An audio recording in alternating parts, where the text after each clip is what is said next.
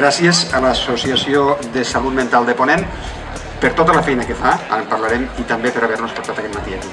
Tothom que s'aplega avui aquí a la seu amb un objectiu comú, reclamar tots junts més prevenció en la salut mental. Ho sabem, ho hem sentit en moltes ocasions, ho hem vist escrit en molts documents. Cal apostar per la salut mental i potenciar estratègies des de tots els àmbits. I exigim avançar per incorporar la protecció i la defensa dels drets de les persones en tots els àmbits.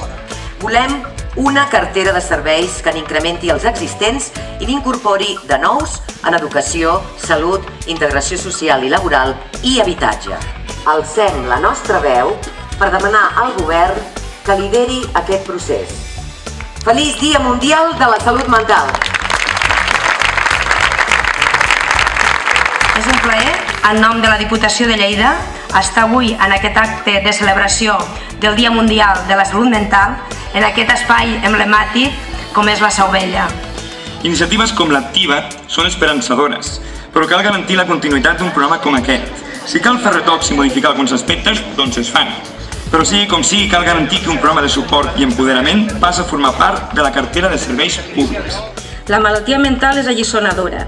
Ens obliga sempre a tocar de peus a terra, a buscar de nou l'equilibri entre l'agraïment i la reivindicació, entre l'exigència i la certesa que no podem resoldre tot allò que no està al nostre abast. Quan parlem d'atenció, de salut i de social, posar la persona al centre, doncs, significa tenir tota aquesta empatia i, per tant, saber adaptar les estructures de l'administració al servei, òbviament, de les persones.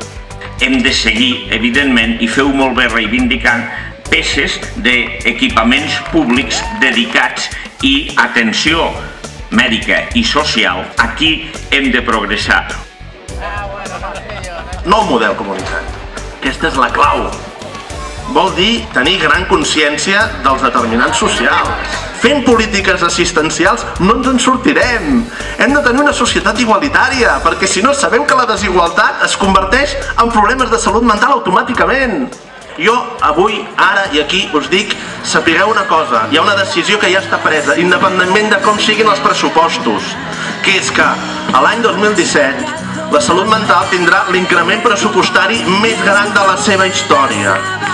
Per poder pecar mis nos, tinc unes sabates, tinc uns cordons nous, tinc aquesta cançó. I us dic a Lleida sempre, amunt la salut mental, amunt aquesta gent que tant s'ho ha treballat i ho ha suat.